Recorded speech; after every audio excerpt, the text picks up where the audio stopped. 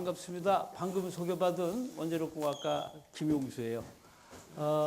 사실 아신 것처럼 내가 작년까지 한 3년 정도 지속 가능한 성장을 위한 미네랄이라는 과목을 엄지버스 했었는데 대협력처장이 너무 바쁘고 힘들어서 한 학기 쉬다 보니까 이번 학기도 또 못해요. 근데 다행히 우리 박지호 교수님께서 조금 약간 다르지만 이 강좌 이렇게 넘겨받으셔서 거꾸로 에너지 쪽으로 나를 이제 초대를 해주셔서 기꺼이 이제 우리 뭐 지난 한 학기에 여러 가지 고민했지만 내가 여러분하고 같이 고민을 나누는 시간으로 갖기 위해서 흔쾌히 이제 하기로 했습니다. 그래서 내가 오늘 여러분하고 같이 얘기할 것은 지속 가능한 성장을 위한 미래 에너지라는 거예요.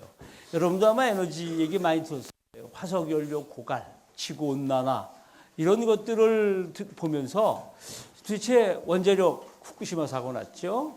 원자력이라고 하는 게 믿음직스러웠었는데 예를 들면 사고가 나니까 불안해졌고 탄을 쓸 수 없고 그렇다고 뭐 새로운 에너지원은 아직 희망이 좀 없다고 하고 어느 게 가장 우리에게 적합하니까 여러분도 아마 조금은 고민하고 있을 거예요. 내가 들으니까 한 70%가 우리 공과대학 학생이라고 그러고 1, 2, 3, 4학년 고루 있다고 하니까 4학년들은 진로에도 관련이 되고 뭐 저학년들은 공학을 시작하면서 또 이 과목을 듣는 우리 저 타전공 학생들은 뭐 그 아주 일반적인 상식선에서 굉장히 관심이 있을 것 같아요. 그래서 오늘 이 강의를 여러분하고 하면서 내가 여러분에게 이게 지속 가능한 성장을 위한 미래 에너지원이다 라는 솔루션을 주려고 이 자리에 쓴 것이 아닙니다.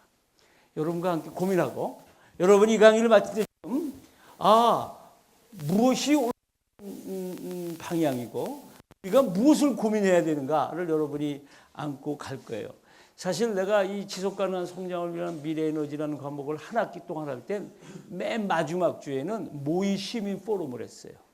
그때도 우리 원자력하는 아주 원자력 찬성론자 한수원의 전문 우리 선배님도 모시고 당장 탈핵 반핵해야 된다고 하는 양이원영 씨도 모시고 그래서 아주 극한 그 여러 스펙트럼의 강사들을 모셔서 강의를 듣고 그다음에 뭐 풍력하시는 분도 모셨고 다 모신 다음에 여러분이 듣고 여러분이 롤플레이를 했어요.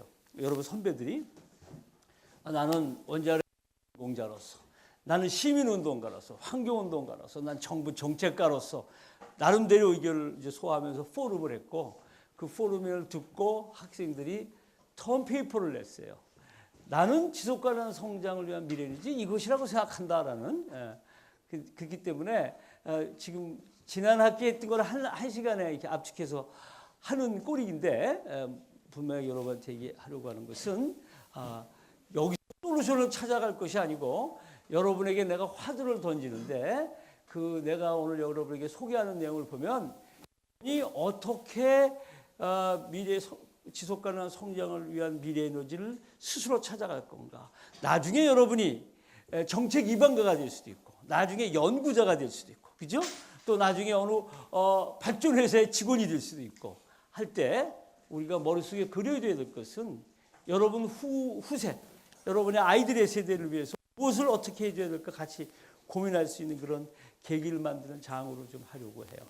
그래서 제목을 부제로 불편한 진실이라는 부제를 달았는데 이 inconvenient truth는 미국의 부통령어제 엘 고어가 이미 한번 써먹었죠, 그죠? 그래서 이 환경 문제를 얘기하면서 불편한 진실이라고 얘기를 했는데 내가 여기서 여러분에게 얘기하려고 하는 불편한 진실은 그런 환경적인 문제에서도 불편한 진실을 느끼는 분도 있지만 어떤 제대로 된 비교 없이 제대로 된 조망 없이 자기 주장만으로 이야기를 끌고 갔던 분들에게는 다소 불편한 진실일 수 있어요.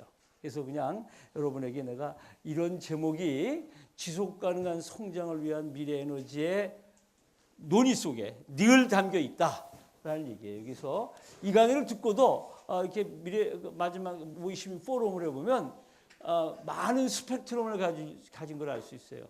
나는 이 강좌를 통해서 원자력을 하는 게 더 좋다고 생각했던 학생도 있고 난 이 강좌를 통해서 아닙니다. 새로운 에너지원으로 이 필요하다고 생각합니다. 그래서 대학원 진로를 바꾼 선배도 있어요. 그래서 여러분에게 이런 내용을 좀 같이 얘기를 하겠는데 사실 이 분야의 이야기는 제대로 하면 이렇게 2시간, 한 80분에 할 수 있는 강의가 안 돼요. 적어도 서너 줄을 해야 되거든. 그래서 내가 매우 압축적으로 할 테니까 여러분 졸지 말고 열심히 들읍시다. 여러분에게 모르겠어요. 여러분이 우리 대학을 졸업하기 전에 이런 강의를 또 딴 분에게 들을 수도 있겠지만 내가 나름대로 에너지를 전공한 사람이고 나는 내 전공 서적이 아닌 이쪽 서적도 너무 좋아서 번역까지 한 사람이에요. 시간을 쪼개서 그지 연구령 가서 그래서 나름대로 이쪽에 조금 조예가 있어요. 그래서 아마도 나보다 더 좋은 내가 여러분에게 답을 주는 건 아니라고 얘기했으니까 여러분에게 나보다 더 잘 생각할 수 있는 거리를 만들어 줄 수 있는 분은 그렇게 많지 않을 것 같아요. 그래서 여러분 졸지 말고 잘 들었으면 좋겠다라는 얘기로 강의를 시작하도록 합시다. 작동 안 하네, 그죠? 자, 건드려가면서 하지 뭐. 첫 번째 서론, 그죠? 여러 가지로 21세기를 얘기할 수 있습니다. 여러분 세대가 21세기인데 또 다음 세대도 여러 가지 얘기할 수 있어요. 뭐 인권의 시대, 여성의 시대 이렇게 얘기할 수 있지만 우리 에너지에 관련돼서는 이와 같이 3E, Economy, Environment and Energy 이 세 가지로 얘기할 수 있습니다. 여러분들 감 딱 잡을 거예요. 이 세 가지가 바로 서로 맞물려서 돌아가고 있다라는 겁니다. 인바이러먼트만 주장하는 사람, 성장만을 주장하는 사람, 그리고 에너지만 주장하는 사람만의 소리로는 우리가 지속 가능한 성장을 위한 에너지원을 만들 수 없다. 그런 얘기입니다. 그래서 이것도 굉장히 아주 빅 태스크고 아주 거대 담론이기 때문에 여러분 내가 자세히 얘기하지 않고 21세기는 3E의 세상이다. 이것이 여러분에게 이 강좌를 시작하면서 던지는 화두예요. 그러면 우리가 이것을 바라볼 때 어떻게 바라볼 거냐는 거죠. 우리가 이것을 책상 위에서 머릿속으로 바라보고 관념적으로 바라보는 것이 아니고 우리에게 당장 일어나고 있는 문제로 바라봐야 된다는 겁니다. 그래서 내가 지금 지구에서 일어나는 일들을 여러분에게 좀 소개할 겁니다.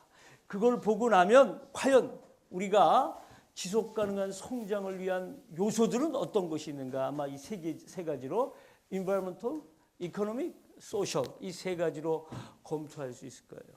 그리고 나면 여러분에게 마지막에 21세기의 가능한 에너지원은 하고 이렇게 이제 여러분 스스로에게 내가 화두로 던지고 나갈 텐데 물론 여러 가지 고려할 수 있습니다. 결국 이 세 가지와 social and cultural effect 이런 것들이 우리가 지속 가능한 성장을 위한 에너지원을 찾아가는 그 길을 여러분에게 조건으로 방향으로 제시하고 있다 이런 얘기입니다. 자, 그러면 본격적으로 얘기를 시작하도록 합시다. 우선 지금 지구에서는 얘기를 머지하지 않을 수 없어요. 많이 여러분 들었을 거예요. 이산화탄소 급등, 그죠?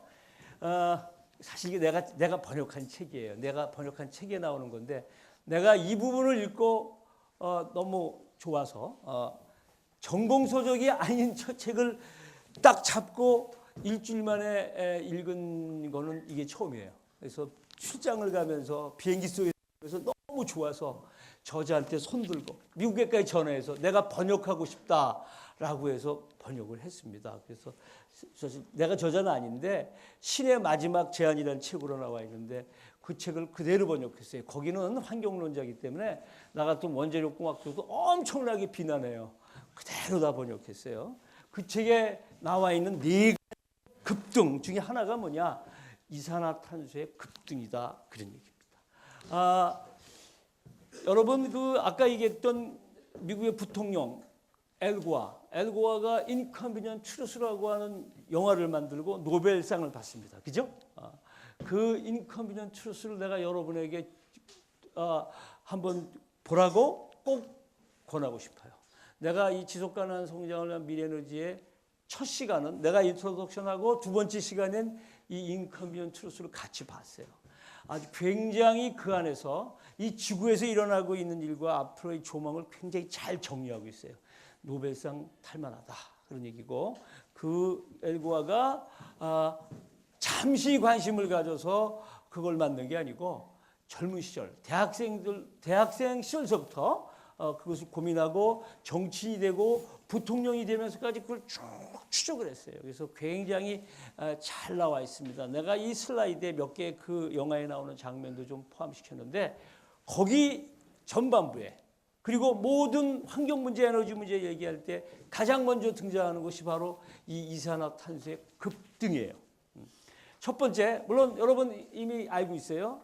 이게 온실가스의 주범이다. 그래서 이산화탄소가 많아지면 온실가스 효과가 커져서 지구의 온도가 올라간다는 것까지는 상식적으로 알고 있어요. 조금 있다가 증거로 조금 보여줄 거예요.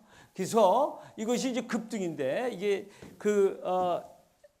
내가 번역한 책에 에드 아이리스가 그 한 것을 내가 이거 다 번역을 해서 올린 건데요.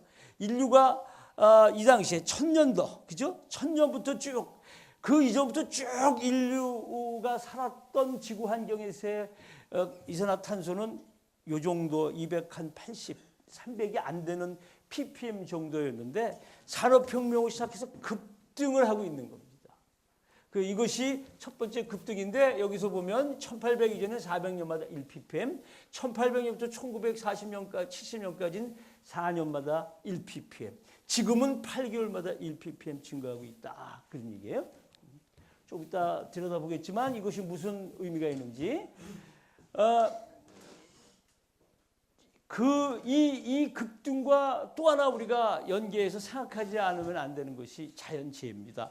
물론 이번에 그 필리핀의 태풍에서도 마찬가지지만 지구온난화 때문이었다라고 얘기를 하는데 재밌게도 이와 같이 이산화탄소의 농도가 급등하면서 인류가 겪는 재난의 강도나 크기가 엄청나게 증가하고 있어요. 1965년 태풍 베시, 이것이 이때까지 세계 최고의 태풍이었습니다. 1천만 달러 정도의 자연재해가 있었어요. 그러나 1990년 태풍 앤드류, 이게 다시 이 기록을 갱신해요. 1억 달러의 데미지가 있었습니다. 2005년 태풍 카트리나, 이 거대한 세계 최강의 나라 미국을 덮친 카트리나가 50억 달러, 사망자 수가 수천 명에 이르는 그 사상자를 냈어요. 이번 필리핀의 태풍도 엄청난 피해를 냈죠.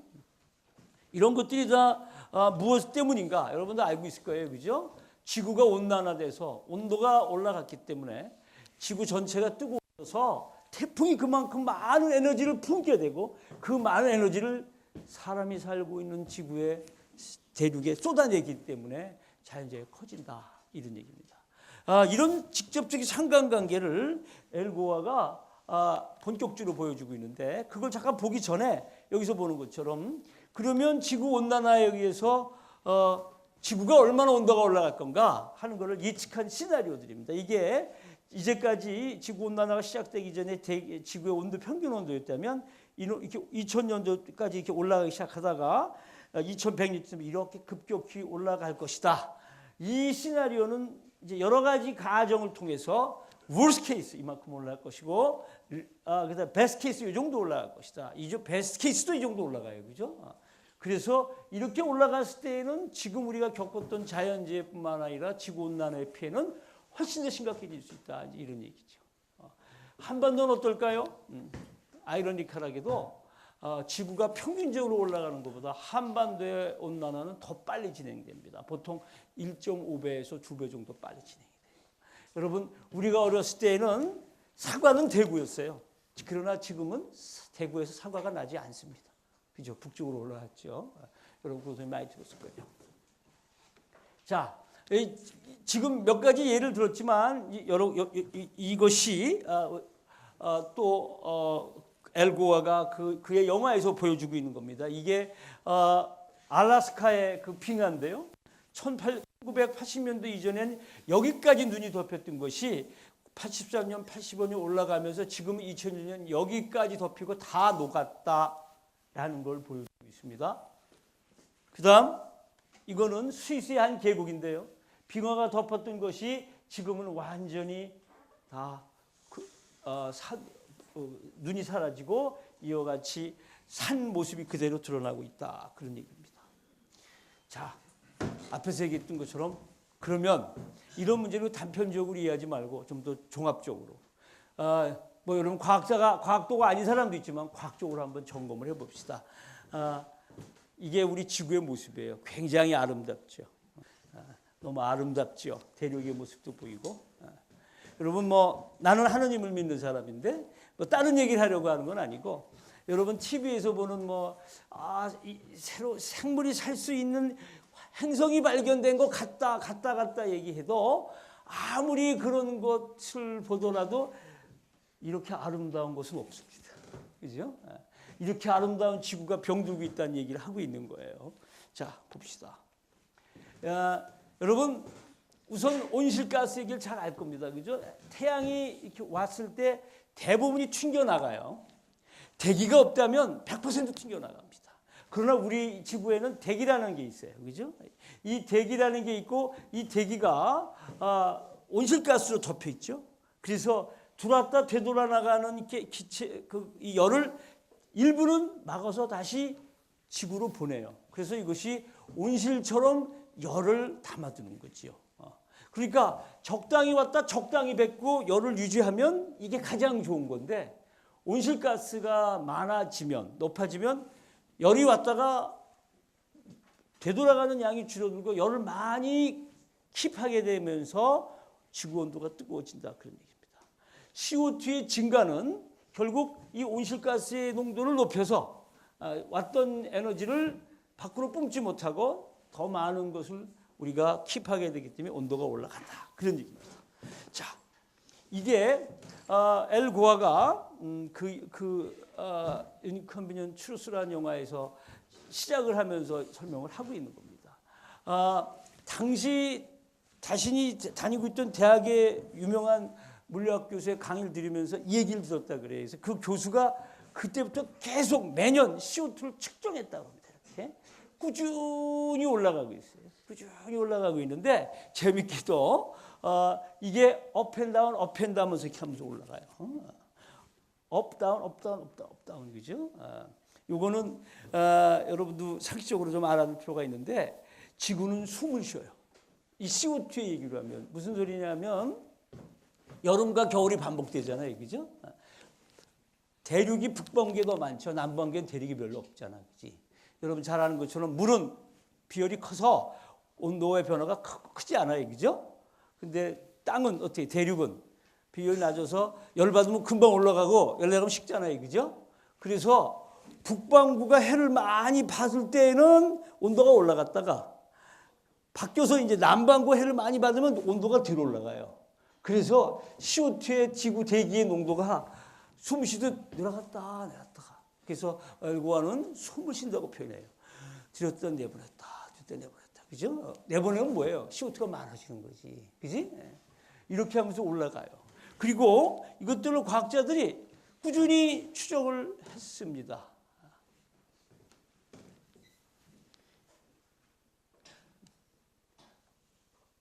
이게 화면이 굉장히 안 좋은데 지금 이 위가 CO2의 농도예요. 저기서는 좀 잘 보이는데 CO2의 농도가 오르락내리락 하는 커브가 여러분 잘 안 보이네. 그죠? 오르락내리락 합니다. 여러분 지구는 똑같은 게 아니라 우리가 빙하 시대도 겪었다고 소빙하고 겪었다 그러잖아요. 그죠? 그래서 지구의 대기의 그 CO2의 컨센트레이션이 변화합니다. 그것과 이그직들이 같이 지구 대기 온도가 지구의 온도가 같이 따라 변하는 것을 과학적으로 엘고어가 클리어하게 보여줍니다. 물론 엘고어는 과학자가 아니었습니다. 그래서 CO2가 이 지구온난화의 주범이라고 하는 것에 대해서 동의하지 않는 많은 사람들도 이런 결과 앞에서는 이제 말꼬리를 내린 거예요. 그래서 CO2의 농도가 오르락내리락 하는 그것에 따라서 지구의 온도가 오르락내리락 했다라고 하는 증거가 직접적으로 있습니다. 이거 어떻게 해요, 여러분? 저기 북극 빙하에 가서 빙하를 뚫어요. 그죠? 빙하는 1000년 전에 쌓인 빙하도 있고 10,000년 전에 쌓인 것도 있잖아요. 그걸 쭉 뽑아서 쭉 연대를 측정해 가면서 분석을 합니다. 그러면 이때 지구 CO2의 농도를 알 수 있어요. 그죠? 잘 안 보이는데 오케이 넘어갑시다. 여기 지금 이제 여기 얼굴이 있고요. 이게 이제 CO2의 농도고요. 그죠? 좀 잘 보이네 이건 CO2의 농도고 지구의 평균 온도 오락내락 하는 겁니다. 그대로 따라가죠. 지금 CO2의 농도는 이렇게 가다가 아까 급등이라고 그랬죠. 이렇게 가다가 한 3, 4년째 급등해서 여기까지 와 있습니다. 그렇다면 아까 얘기했던 것처럼 이 온도는 어디까지 올라갈 건가 하는 거예요. 그죠? 이것이 엘고아가 그 영화에서 전반부 아주 잘 설명하고 있어요. 나는 사실 책에도 있지만 이것처럼 드라마틱하게 설명하는 그 장면은 별로 못 봤어요. 그래서 내가 여러분에게 이걸 보여줍니다. 그리고 이렇게 올라가기 때문에 10 hottest years on record, 즉 인류 역사상 가장 지구의 온도가 평균 온도가 높았던 해가 전부 여기 뭐 빨간 거 그죠? 90년, 91년, 95년, 97년, 98년, 99년 쭉 이게 인류가 역사를 기록한 이래 가장 온도가 높았던 10개의 해를 뽑으면 다 지금에 몰려 있다. 지구온난화 지금 심각한 얘기를 하고 있는 거예요, 그죠? 또 하나 우리가 그 지구온난화가 몰고 올 재앙 중에 하나가 해수면이 올라간다 이제 그런 얘기죠. 여러분도 아는 것처럼 얼음, 그죠? 얼음물은 지금의 그 물의 높이가 얼음이 녹아도 그대로예요. 왜냐하면 얼음은 덴시티가 낮기 때문에 녹으면 덴시티가 물로 바뀌기 때문에 안 바뀌잖아요. 그죠? 그럼 뭐가 문제냐면 대륙 위에 올라가 있는 빙하가 녹을 때 문제인 거예요. 대륙 위에 올라가 있는 빙하. 대륙 위에 있는 빙하는 해수면하고 지금 상관이 없잖아요. 그죠? 그 대륙 위에 얼어있던 빙하들이 녹으면 해수면이 올라갈 수밖에 없다라는 것. 그리고 이렇게 빙하가 녹아내리면 기본적으로 뭐 어떻게 되느냐. 이 빙하는 햇빛을 더 많이 반사하죠. 흰색이니까. 더 많이 반사한다. 그런 얘기입니다. 그래서 이 재앙이 CO2에 의한 지구온난화 그리고 이것이 빙하가 녹을 때 일어나는 재앙 중에 하나가 이런 현상에서 등장한다. 그런 얘기입니다. 자, 여기서 하나 얘기할 것은 이제 도입부의 중반을 들어서는데 뭐 지구온난화 뭐 그렇다고 합시다. 그럼 이 지구온난화의 주범은 누구냐? 뭐 과학적으로 여러 가지 얘기를 할 수 있지만 사회적으로 지구온난화의 주범은 누구? 인류다 이거예요. 답이에요. 인류다. 그죠? 인류다. 그래서 뒤에 보겠지만 지구상에서 가장 위험한 동물이 누구예요? 생물이 지구의 생명을 가장 위협하는 가장 위험한 동물이 인류다라는 게 답입니다. 여러분다. 그런 얘기입니다. 그죠? 그런 인류가 엄청나게 증가하고 있어요. 두 번째 급등, 인구의 증가입니다. 여러분 우리나라는 인구가 줄어들어서 아이 뭐 교수님 우리는 뭐 그렇지 않지 않습니까? 그래요. 우리는 뭐 인구가 줄어서 걱정이죠. 그러나 제3세계 나라들은 지금도 10명, 7명, 8명 보통 납니다. 그래서 인류의 증가는 인구의 증가는 급등하고 있다 그런 얘기입니다. 그래서 지금은 단 3일 동안의 세계 인구가 인류 탄생 이래 지속되어온 한 세기 동안의 인구 증가와 맞먹는다. 예전에 이때의 인구 수를 단 3일 동안에 퍽퍽 늘어난다는 얘기죠. 여러분, 이 사람의 증가라고 하는 게 어떤 것을 몰고 오는가 하는 겁니다. 총 생산량의 급등을 들고 옵니다. 이 많은 인류를 먹여 살리고 이 많은 인류가 풍족하게 살기 위해서 뭐가 필요해요? 재화가 필요하고 에너지가 필요하다 그런 얘기예요. 그죠? 그래서 총 생산량도 이와 같이 급등하고 있습니다. 재미있는 것은 이 책을 쓴 저자는 조금 굉장히 좀 보수적인 인바이러먼털리스트에서 1997년 광고 홍보를 위해 쓰인 돈의 액수가 한 세기 전 전 세계 국민 총생산량보다 많다. 우리가 낭비하고 있다 이런 얘기를 강조를 하고 있는 건데요. 그리고 95년에 데이비드 커튼 같은 사람은 지난 40년 동안 인류는 최초로 동굴에서 돌도끼로 갈아 만든 순간부터 20세기 중반까지 만들어낸 모든 생산량보다 더 많은 것을 매 10년 생산해 왔다 이런 얘기입니다. 그러니까 이게 뭡니까 여러분? CO2도 급증하지만 그런 환경 속에 살고 있는 사람들도 급증하고 이 사람들을 먹여 살리고 또 기본적으로 보호도 하기 위해서 필요한 재환화 에너지가 이와 같이 급등한다. 그런 얘기예요. 아까 사실 인류의 숫자의 증가와 이 생산의 숫자의 증가가 같이 보여주고 있지만 사실은 이게 리니어가 아닌 소위 말하는 과학적으로 난리니어로 더 증가할 수도 있어요. 여러분 어떻습니까? 여러분의 할아버지 세대, 그지? 여러분의 할아버지 세대는 평생 해외여행 한 번 안 가고 그 자리에서 농사짓다 돌아가신 분도 많아요. 그러니까 한 100년 전에 우리 한반도에 살았던 여러분 할아버지들의 평균적인 거동, 평생을 살면서 돌아다닌 길이 쓴 에너지를 다 합치면 아마 지금 여러분이 1년에 쓰는 것보다 훨씬 적게 썼을 거예요. 나만 해도 1년에 두세 번은 학회로 뭐 학교 일로 해외 출장 가고 비행기 타고 날아다니잖아요. 그죠? 차를 얼마나 많이 타고 다니죠. 나 한 사람이 쓰는 에너지, 나 한 사람이 쓰는 재화 엄청난 것 같아요. 그러니까 어떻게 돼요? 이 인류가 이렇게 늘어나는데 똑같이 평균적으로 못 살면 모르겠는데 미국과 같은 부자의 나라를 흉내내기 위해서 중국과 일본, 심지어 우리나라 사람들도 나도 똑같이 큰 차 타고 나도 똑같이 비행기 타고 해외여행 다니고 싶다라고 하는 인구가 늘어나면, 그죠? 이 인구가 그 많은 미국식 또는 그런 그 풍요로운 풍족한 삶을 유지하겠다고 달려들면 이 재화는 인구의 증가 비를 훨씬 넘어서서 늘어날 것이다. 이런 거예요. 그죠? 또 하나 지구에서 일어나고 있는 것은 매년 생물종이 엄청나게 사라지고 있다. 그런 얘기입니다. 여러분 얘기도 들었어요. 사실 EBS 같은 교육방송 보면 이런 것들이 심심치 않게 등장합니다. 그죠? 벌이 사라지고 있다. 뭐 이런 얘기들. 지금 실질적으로 세계 9,600종 조류의 70%가 멸종 위기다.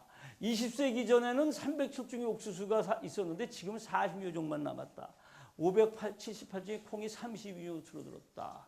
벌과 같은 야생곤충이 사라진다. 30년 후에는 5생물 중 하나가 사라질 것이다. 이런 얘기입니다. 이것도 인류하고 직접적으로 연결되는 거예요. 그죠? 많은 사람이 살 수 있는 공간을 만들기 위해서 우리 주변 환경을 밀어냅니다. 그죠? 밀어내고 벌과 곤충들에게 화학 살충제를 써서 다 죽이면서 우리가 안락하게 살기 위해서 만들고 있어요. 그죠? 또 하나는 뭐예요? 맛없는 건 안 먹기 시작합니다. 그렇죠? 여러분 여기 있는 것 하나 그 재밌는 예가 감자. 여러분 맥도날드에서 먹는 감자 있잖아요. 그게 이렇게 크고 그게 아이다호 감자예요. 우리 토종 감자는 어때요? 작고 못생겨서 요만해. 지금 우리나라 토종 감자 먹는 사람 별로 없어요. 토종 감자가 뭐 어디서 있냐면 그 고속버스 타고 가던 휴게소에서 이렇게 감자 튀겨서 파는 거 있잖아요. 그게 못생긴 토종 감자고 전 세계에서 가장 많이 재배하는 게 아이다호 감자예요. 맥도날드, KFC, 그죠? 버거킹, 전부 이런 데서 프렌치 프라이 먹잖아, 그지? 그 프렌치 프라이 지구상에 얼마나 많을까?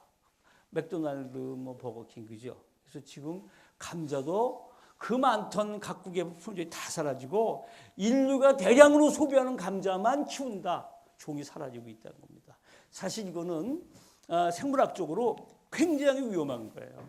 나도 과학자의 한 사람으로서 그걸 인정합니다. 예를 들면 그 감자만 먹다가 그 감자에 만약에 무슨 문제가 생겨서 인류가 그 감자를 먹을 수 없게 됐을 때, 예를 들면 그 감자에 모르는 질병이 있어서 퍼졌다. 그 감자를 버려야 할 때 지구상에 만약 그 감자만 키웠다면 다른 감자는 없는 거예요. 그죠? 이 생물종의 다양성은 보존해야 됩니다. 이건 여러분이 과학을 하건 문학을 하건 상관없이 이것은 우리에게 다양성이 인류사회 문화에서도 다양성이 보존돼야 되듯 환경의 다양성이 보존돼야 돼요. 사실 엄청난 재앙이 될 수 있습니다. 이런 거는 여러분이 나중에 읽어보세요. 내가 사실 나는 이 강좌를 할 때 내가 여러분한테 아까 얘기했던 것처럼 이렇게 답을 주는 것이 아니기 때문에 난 인트로덕션만 하고 내가 강의를 안 했었어요. 그래서 자료는 많이 갖고 있는데 요강을 이렇게 만들기 위해서 좀 하다 보니까 시간이 조금 모자라서 좀 비서가 버벅대가지고 좀 손을 한두 개 더 보고 내가 여러분한테 드릴 거예요. 그래서 이거 어떻게 할 거냐? 내가 박 교수님을 통해서 PDF 파일로 만들어서 올릴 테니까 보실 분은 보세요. 그래서 이거 한번 읽어보시면 재밌어요. 그죠? 자, 여기까지 얘기하고 난 다음에 그러면 이렇게 얘기하는 게 다 맞냐? 그렇지 않을 수도 있어요.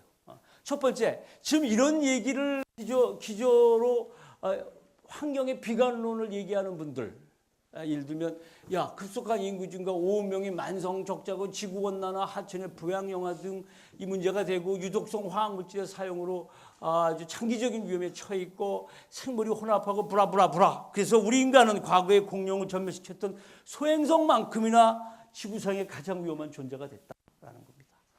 이게 비관론이라고 얘기할 수 있지만 사실은 비관론은 아닌 것 같아요. 이게 현실을 직시하는 발언인 것 같아요. 이걸 비관론이라고 보는 사람은 아직도 있습니다. 지구온난화의 문제에서 여러분 하나 이거 분명히 얘기해야 될 것이 지구온난화의 문제에서 그 CO2의 영향 이것을 아직도 아니다라고 하는 사람들도 있어요. 사실 그 지구는 태양의 영향권 안에 있기 때문에 태양 흑점의 활동 이런 것들이 지구의 환경을 더 영향을 주는 것이지 그 CO2 몇 ppm 갖고 아니다 이렇게 얘기하는 사람도 있습니다. 저런 증거에도 불구하고. 되게 어떤 사람들일까요? 그렇지. 물론 근데 기업도 미리 좀 이렇게 정신 차린 기업, 깬 기업은 이 지구 온난화 문제를 역으로 이용해서 프로핏을 만드는 회사도 많아요. 그런데 그렇기 때문에 기업 중에서 어떤 기업이냐? 여러분 화공과 화학과학이 많이 있을 텐데 좀 있을 텐데. 그 자기네 프로덕트를 만드는 과정 중에 CO2를 배출시키는 산업 뭘까요? 자동차 산업, 그죠? 자동차 산업, 석유 산업 이쪽의 기업들은 아니다라고 얘기를 해요, 그죠? 그리고 굉장한 로비력으로 아니라고 하는 반박 증거를 냈는데 그게 사실 90년대까지 엄청 이루어졌는데 지금은 너무나 확연한 증거들이 드러나서 그 양반들도 방향을 바꿨어요. 이제 오케이 받아들이는데 어떤 방향을 할 거냐는 전략을 짜고 있어요. 그래서 지금 이게 비관론이 아니라 나는 개인적으로 적어도 여기까지는 이건 현실을 직시해야 하는 문제다라고 인정을 합니다. 그러나 아까 얘기했던 것처럼 여기에 동의하지 않은 낙관론자들도 있어요. 에너지나 천연자는 고갈되지 않았다. 자 그렇게 썼는데도 아직도 나오지 않니? 그리고 우리는 개발하면 개발할수록 찾아내잖니? 그렇잖아. 얼마인지 아직 있다. 적어도 100년, 200년 격차를 된다라는 얘기고요. 실질적으로 석유는 계속 발견이 됐어요. 그리고 매장량이 많이 확인이 됩니다. 그러면 여러분도 이건 알 수 있죠. 그럼 언제까지 계속 늘어날 거냐? 지구를 다 파먹을 때까지냐? 그건 아닐 거 아니야, 그지? 이제 그 기로에 딱 서 있습니다, 지금. 그래서 낙관론 얘기를 하다가 이제 그만두는데 사실 그래서 석유 자원 탐사하는 분들의 얘기를 들어보면 이제 지표면에서 또는 얕은 지표에서 쉽게 석유를 채취하던 시대는 끝났답니다. 더 깊게 파야 하고 더 많이 돈을 투자하지 않으면 석유를 발견할 수 없는 거예요. 그런데 지금 자본도 있고 장비도 개발이 됐고 그래서 더 깊게 더 멀리 파기 때문에 자꾸 발견되는 것뿐이에요. 코스는 어떻게 될까? 당연히 올라가죠. 그죠? 자, 그럼에도 불구하고 사실은 계속 발견이 되고 있고 또 1인당 허용된 식량 규모도 늘어왔고 더 늘어날 거다. 사실 굶주리는 사람의 수도 줄어들고 있지 않느냐. 1970년에 개도국민의 35%가 굶었지만 2010년에 12%만이 굶는다. 우리 잘하고 있다. 이 문제 잘 풀 수 있다. 그런 얘기. 인류 평균 수명 30년이었는데 1900년에 지금은 67세다. 우리나라 몇 세예요? 이제 거의 80대 다 되죠. 여성분들은 80이 넘었고 남성들도 79인가 그래요. 우리나라. 깨끗한 식수보고 문맹 퇴치 등등등 브라브라브라. 멸종되는 생물의 정도 25에서 50%가 아니라 0.7% 정도밖에 아니다. 이런 얘기입니다. 사실 앞에서 얘기했던 것처럼 2000년대 초반까지도 이런 디베이트가 굉장히 많은 저널, 많은 학술 회의에서 토론이 이루어졌었어요. 그러나 지금은 사실은 이 낙관론이 이제 설 자리를 많이 잃었습니다. 지금 우리가 겪는 모습들이 그렇게 항변하기에는 너무나 무기력해서 지금은 사실은 많은 사람들이 대안을 찾아야 된다라고 돌아서고 있다. 그런 얘기입니다. 자, 여러분이 이 중에는 아직도 낙관론에 남아 있는 사람도 있을 수 있고 아직 들어보면서 조금 비관스러워하는 사람도 있을 수 있을 거예요. 이건 무엇이 맞다, 무엇이 옳다라고 여러분에게 내가 강요할 생각은 없고 여러분이 이제 배우면서 들으면서 스스로 이해하라는 얘기죠. 우리 여기 남학생 요즘 여학생들 소주 잘하는데 소주 반 병이 딱 있어요, 그죠? 술 한잔 먹다 보면 이제 돈은 다 떨어져 가는데 소주 반 병이 남아 있어. 어떤 친구는 우와 반 병이나 남았네. 어떤 친구는 야 이거밖에 안 남았잖아요. 큰일 났네. 그죠? 똑같은 팩트를 놓고 이렇게 달라질 수 있어요. 나는 여러분에게 얘기하고 싶은 것은 많이 남았다. 아니다. 큰일 났다. 다 떨어졌다. 라는 걸 얘기하지 않고 정확히 50% 남았느냐, 48% 남았느냐, 37% 남았느냐를 평가할 수 있는 능력이 여러분에게 있어야 된다는 거죠. 나머지 그 위에 것은 여러분 해석입니다. 여러분의 해석은 여러분이 처해 있는 환경에 따라 달라질 수 있기 때문에 내가 그거는 강조하지 않을 거예요. 그러나 팩트, 그죠? 사실 드러나는 사실들 이런 것들을 여러분에게 보여주고 싶고 여러분이 그런 것에 눈을 좀 열기를 기대하는 겁니다. 자, 전력 소비 증가. 여기서 이제 우리가 사실 네 가지 급등을 받고 환경론, 비관론과 낙관론을 봤는데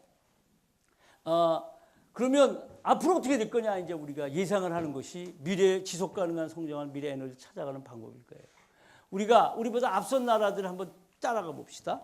재밌게도 1인당 에너지 소비 증가 추세 1인당 GDP가 일정한 수치에 도달하면 안정화됩니다.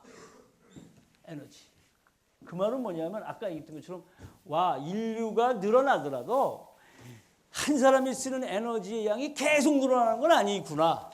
그런 겁니다. 사실 여러분이 생각해 보세요. 여러분이 1년 내내 좀 따뜻하게 지내기 위해서 또 시원하게 지내기 위해서 쓰는 난방, 그다음에 냉방, 그죠? 여러분이 쓰는 거 이런 거 아마 되게 정해져 있을 거예요. 어떤 사람이 뭐 엄청나게 많이 써도 적진 않을 거예요. 그죠? 그래서 에너지의 크기는 이와 같이 세츄레이트해요. 그러니까 사실 이런 측면에서 보면 그 많은 인구가 늘어나더라도 최대 소비되는 에너지는 이만큼일 거다. 이제 그런 얘기지. 곱하기 이거지. 근데 문제는 뭐냐? 이겁니다. 전력입니다. 전력. 똑같은 에너지원을 우리가 어떻게 쓸 거냐는 거예요. 나는 커피물을 끓일 때 미련하게 전기 오븐을 탁 켜서 그렇죠? 주전자 놓고 가스 오븐 켜면은 시간 걸리잖아. 그죠? 한 3분에서 5분 걸려. 확 숨을 좀 빠르겠지만 그지? 근데 전기 포트 봐봐. 그지? 다 꽂으면 한 10초만 팍 끓지 그치? 똑같은 에너지인데 어느 게 더 나이스 앤 닛 클린해. 전기가 훨씬 클린하죠. 그러니까 인류는 똑같은 에너지를 뭐로 전환해 쓰냐? 전기로 전환해 쓰고 싶은 거야. 훨씬 깨끗하니까. 그죠? 여러분 우리 그 정부가 잘못한 에너지 정책 중에 하나가 뭐예요? 지금은 전력이 모자라, 전기가 모자라 난리치는 것 중에 하나가 바로 이 수요 관리를 잘못한 거예요. 나는 원자력은 전기를 만들어내는 연구를 하는 사람이지만 사실 우리도 알아야 될 게 수요 관리라는 거예요. 여러분 그 한때 전기가 좀 남았었대요. 1990년대 후반에 그 전기가 남으니까 전기 남으면 저장을 못하고 다 버리잖아. 그게 정부가 어떻게 했느냐? 농촌을 쫓아다니면서 잊어 있잖아요. 우리 그 비닐하우스. 거긴 그때만 해도 전기를 안 하고 뭐를 했어요? 사실 전부 연탄으로 했어요. 연탄으로. 그죠? 연탄 장작 이런 거니까 딱 다니면서 이거 위험하잖아요. 가스 마시고 이거 조금 전기가 얼마나 싸고 좋습니까? 전기로 다 바꾸세요. 다 전기로 바꾸는 거예요. 그러니까 농촌도 다 전기에 이제 비닐하우스. 그러니까 어떤 일이 벌어졌어요? 전기를 한번 쓴 사람 다시 연탄으로 돌아가 안 돌아가? 안 돌아가요. 그죠? 크고 멋진 차 타다가 가난해져서 조그만 차 타면 되게 비참해지는 거야. 근데 좁고 작은 차 꾸리꾸리한 거 타다가 큰 차 타면 기분 좋잖아. 다시 못 가는 게 인간 심성이에요. 그게 다 받고 나서 모든 여론을 그냥 에너지를 쓸 수 있는 거를, 그죠? 소위 말해 불로 쓸 수 있는 거를 전기로 다 바꾸게 해놓고 나니까 난리가 나. 그러고 난 다음에 발전소에 문제가 생기니까 이제 전기 수요를 차단할 수 없잖아, 그지?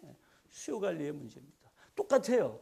사실 인류는 더 문명국이면 문명국일수록 모두 다 전기로 쓰고 싶어요. 그러니까 어떻게 돼? 모든 걸 다 전기로 전환하려고 하니까 그 욕구는 끝이 없는 거예요. 그래서 GDP 증가에 따라 계속 증가할 수밖에 없는 것이 우리의 현대 문명의 베이스다, 이런 얘기입니다.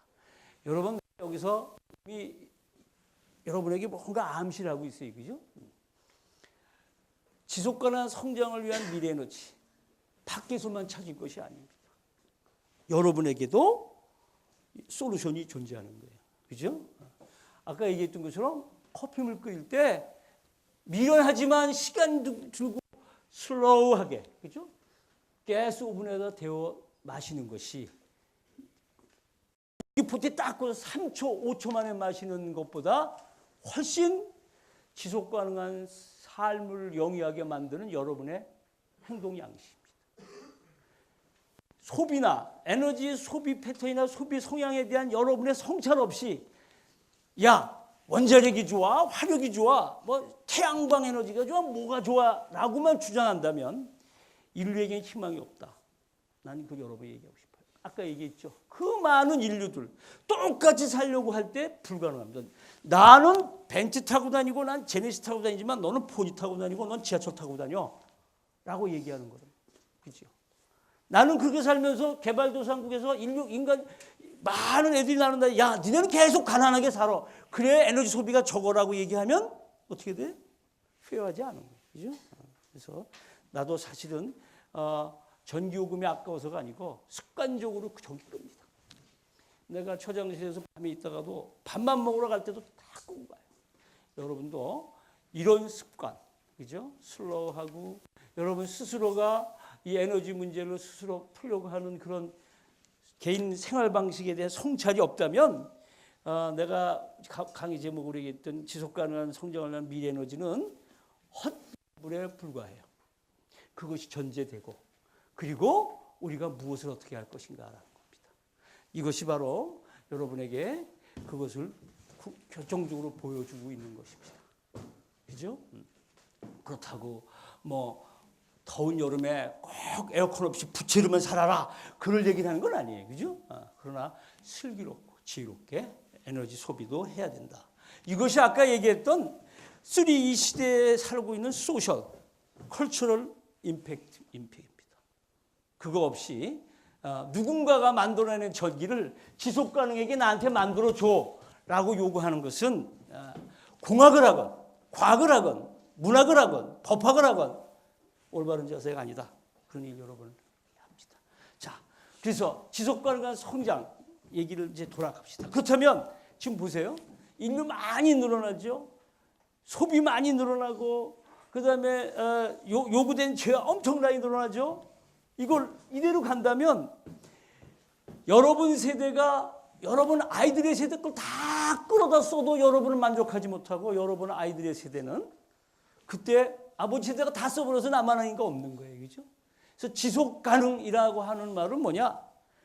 현 세대에게 어벨러블한 것만 현 세대에 쓰면서 다음 세대에게 남겨줄 건 그대로 남겨주고 현 세대에 쓸 수 있는 것만 가지고 사는 생활 방식, 이 지속 가능이라는 거예요. 지속 가능한 에너지, 지속 가능한 과학, 뭐 지속 가능한 경제다 그런 얘기입니다. 그래서 그 정의가 이겁니다. Development which meet the needs of a present without compromising the ability of future generation to meet their own needs. 그죠? 이겁니다. 그래서 자, 그러면 이 현상이 이거고 그러면 지속 가능이라는 게 이거다. 오케이. 지속 가능한 이거를 만족하기 위해서는 그럼 우리가 어떤 것을 고려해야 될 것인가 하는 겁니다. 앞에 있던 것처럼 이코노미, environment, social. 그죠? 중요한 것은 이 세 가지가 각각의 뷰포인트가 있고 각각의 아규먼트가 있어요. 각각의 클레임도 있고. 예를 들면 이코노미 아직도 우리도 여러분 익숙한 게 뭐예요? 지난 한 해 우리나라의 경제 성장률이 2.7%에 그쳤어. 어디는 4%인데, 그죠? 마이너스 성장하면 그 나라 참 망쳐드는 나라가 되는 거예요, 그죠? 이코노미 계속 성장 일변도의 정책만이 가장 훌륭한 정책일 건가? 물론 우리가 성장이라고 하는 것이 여러 가지 에스펙트가 있지만 어떤 경제적 성장과 똑같이 성장을 생각하는 것 반면에 그 성장을 위해서 소비되고 희생돼야 되는 것들을 우리가 생각하지 않으면 안 되는데 대개 경제학자들은 경제학자의 목표가 뭐예요? 여기 경제학 한 사람 있겠지? 최소한의 투자로 최대한의 이윤을 최대한의 효율을 얻는 게 경제의 논리잖아요, 그죠? 그것만 집착한다면 또 다른 두 개의 에스펙트는 sacrifice 되는 거죠, 그죠? 또 환경론자들, 이분들은 환경만이 중요해서 그 환경과 인간이 같이 살아야 되는 걸 니그렉하고 환경만을 강조하는 경우도 있어요, 그죠? 또 당연히 소셜한 것들은 우리나라, 우리 문화 이런 것만 강조할 수도 있어요. 주변국, 그죠? 예를 들면 이런 것 중에 지금은 이제 국가적으로 하지 못하게 돼 있지만 방사선 폐기물을 가난한 나라에 돈 줄게 니네가 처리해 줄래 이러는 거, 그죠? 한때 그랬었어요. 그래서 방사선 폐기물 가져다가 러시아에 갖다 팔어. 그럼 러시아는 돈 받고 자기네 나라는 빈 땅이 많으니까 갖다 둔다 이랬었죠, 그죠? 지금은 이거 다 못하게 돼 있어요. 한때는 방사선 폐기물도 바닷속에도 버렸어요. 지금은 못하게 된 지 오래됐죠, 그죠? 이런 것들이 어떤 소셜 도메인에 속하는데 어쨌든 나는 이 세 가지를 골고루 여러분에게 강의할 수 있는 능력은 없어요. 나는 원자력 공학도이기 때문에. 그러나 중요성은 충분히 알고 있고 어떤 것들이 제기되는 문제인지 알고 있기 때문에 여러분 각 전공에서 경제학도는 이 이코노미를 이것과 관련해서 고민해 볼 수 있고 환경과학 하는 친구들은 환경과학을 이것과 같이 고민할 수 있지 않을까 하는 생각합니다. 자, 그러면 이제부터 여러분에게 본격적인 할 거예요, 그죠? 자, 인터뷰가 좀 길어졌지만 왜 우리가 이런 고민을 해야 되는가? 무슨 소리냐? 나는 원자력하고 나는 뭐 화공하고 나는 기계공학해서 나는 발전소에 취직해서 열심히 전기만 잘 만들어내면 되는 역할로 끝나는 세대가 아니다. 그런 여러분. 우리 아버지의 세대만 해도 나는 열심히 원자력만 하면 되고 나는 열심히 공장만 돌리면 됐어요. 다른 거 생각 안 해도 됐던 거예요. 근데 여러분의 세대는 내가 그것만 한다면 어느 순간 나에게 비난이 쏟아질 수 있는 거예요. 너는 너무 이기적인 거야. 전체 생각하지 못해 이런 얘기지. 아마도 여러분이 전공을 마치고 졸업을 하고 살면서 여러분이 속한 기관에서 이런 부분들을 반드시 고민해야 되는 그것을 맡은 사람도 있어요. 우리 원자력공학과 졸업생 중에는 퍼블릭 억셉트도 담당하는 친구도 있어요. 공부는 원자력을 했는데 밖에 나가서 주민들한테 원자력은 괜찮아요, 안 무서워요 이런 소리 하면 안 믿잖아, 그지? 그러니까 자기가 아는 지식을 숙이고 듣고 논의하고 고민하는 완전 전공이 바뀐 거야, 그지? 이런 사람 많습니다. 여러분 에너지관리공단 가보세요, 그죠? 네. 뭐 내가 풍력 발전하고 태양광 발전하고 싶은데 어떤 주민이 어떻게 하면 좋겠어요? 돈 좀 더 받아내려고 그러고 땅을 좀 싸게 사달라는 등 별소리가 다 있어요, 그죠? 나는 태양광 전공했으니까 태양광만 할 수 있는 상황이 아니에요. 여러분 문과 학생들도 마찬가지일 거예요. 그래서 여러분은 실질적으로 여러분 세대는 이것들을 종합적으로 이해하지 않으면 안 되는 세상에 살고 있다, 그런 얘기입니다. 자, 그러기 위해서 그러면 도대체 에너지란 뭐고 에너지 소스는 어떤 것이 있는지 한번 들여다보도록 합시다. 에너지는 여러분 잘 알고 있어요. 뭐냐면 물체가 지니고 있는 계속 물리적 일을 할 수 있는 능력. 이거 중고등학교 때 어떻게 배웠어요? 뉴턴 법칙에서 힘 곱하기 거리. 이게 배웠지, 그지? 힘 곱하기 거리. 우리 공학에서 또 대학교 쪽 미조금 배웠다고 F.dl 인테그레이션. 그지? 이렇게 배웠지, 그죠? 예. 근데 그건 에너지가 아니고 그 에너지라고 정의하기엔 너무 에너지는 기본적으로 뭔가 일을 할 수 있는 능력이에요. 그죠? 그래서 만약에 농담 같은 얘기지만 내가 기계로 이렇게 밀어서 떨어뜨릴 힘을 내가 장풍을 써서 쓰러뜨리면 나는 에너지를 일하는 거예요. 그죠? 그 생각하면 돼요. 정의가 그거야. 에너지의 정의는 어떻게 하건 물질을 움직일 수 있는 능력입니다. 저기 전기 꽂잖아요, 그죠? 저기 꽂으면 텔레비가 나오지만 그 전기를 선풍기에 꽂으면 돌아가잖아요, 그죠? 내가 프로펠러로 돌아가잖아, 그지? 그럼 내가 프로펠러 돌리는 것도 에너지고 전기도 똑같은 에너지예요, 그죠? 그래서 에너지란 물리적 일을 할 수 있는 능력이기 때문에 물리적 일을 할 수 있는 능력으로 사용되는 게 다 에너지다 이런 얘기입니다, 그죠? 자, 그래서 우리가 이걸 본질에 따라 얘기하면 기계 에너지, 열 에너지, 화학 에너지 등등등 다 있어요, 그죠? 지금 사실 우리가 이야기를 줄여서 한다면 이 에너지 중에서도 뭐가 될까요? 아까 얘기했던 것처럼 전기 에너지로 전환하는 거예요. 모든 인류는 현재 아까 얘기했던 것처럼 모든 에너지를 다 전기로 바꿔서 쓰고 싶어요. 왜? 꽂기만 하면 다 되잖아. 그죠? 만약에 화학 에너지로 갖다 쓰고 이거 갖다 쓰세요. 그러고 만약에 볼타 전지 줘봐. 집에 가서 이거 어떻게 쓸 거야? 그지? 다 꽂기만 하면 텔레비도 나오고 선풍기 돌아가고 에어컨 돌아갈 수 있는 게 전기이기 때문에 이 많은 폼을 아까 얘기했던 것처럼 전기에너지로 전화해 쓰려고 하는 것이다. 따라서 많이 에너지를 연구하는 사람 보면 에너지 원을 연구하는 사람도 있지만 에너지 전환을 연구하는 사람도 있어요. 그죠? 그래서 에너지는 이것이다. 그리고 지금은 동력의 의미로 쓰고 있다는 얘기고 여러분 본질 그다음에 자원에 따른 것도 화석 에너지, 자연 에너지가 있다. 자연 에너지가 바로 여러분 뭐예요? 고갈되지 않고 새롭게 재생되는 에너지입니다. 풍력 이거 어떻게 돼요? 썼다고 사라지지 않죠. 고갈되지 않잖아요. 그죠? 그래서 사실은 자연에너지, 수력, 태양, 지열, 풍력 이런 것들이 재생에너지인 겁니다. 그 다음에 고갈성 에너지가 이제 기본적으로 화석연료, 핵연료죠. 그래서 예전에 대체에너지란 말을 썼는데 지금은 대체에너지란 말을 안 씁니다. 뭐라 그래요? 우리나라는 신재생에너지라 그래요. 신재생에너지. 재생에너지는 리뉴어블. 신이란 말은 우리가 붙인 말이에요. 그래서 리뉴어블 에너지가 바로 뭐예요? 뜨고 바람은 언제나 불어주기 때문에 늘 재생되는 에너지고 이거 말고 새롭게 우리가 잘 몰랐던 것이 저것이 에너지 소스였구나. 저걸 쓰자라는 게 신입니다. 신. 그래서 예를 들면 액화, 석탄 발전소 이런 것들이 그 석탄을 그냥 난로 때우는 게 아니고 고온으로 만들어서 쓰게 되면 훨씬 더 효율이 높구나. 이런 것들이 신이에요. 그래서 사실 지금 우리가 아마도 지속 가능한 성장을 위한 에너지원을 찾아가는 것은 기본적으로 신재생 에너지와 기존 에너지의 싸움이고, 그죠? 어떻게 얼마만큼 가는 것이 가장 좋은 지속 가능성을 가질 것이냐라는 게 좀 더 내로우 다운한 우리의 태스크가 되는 거예요. 그죠? 요거는 여러분 보신 것처럼 문명이 발달하면서 에너지 사용 늘어나는 거 당연하고 이 늘어난 것을 앞에서 얘기했던 것처럼 종래 방법만으로 해결할 수 없기 때문에 그죠? 페트로, 가스 이게 콜이었죠. 그 다음에 뉴클리어가 등장할 수밖에 없었다. 그런 얘기를 여러분에게 좀 보여주고 있습니다. 지금 아까 얘기했던 것처럼 1700년대 인류가 사용했던 에너지 소비는 지금 우리가 사용하는 에너지에 비하면 상상할 수 없을 정도로 니그리저블했다. 그런 얘기를 할 수 있습니다.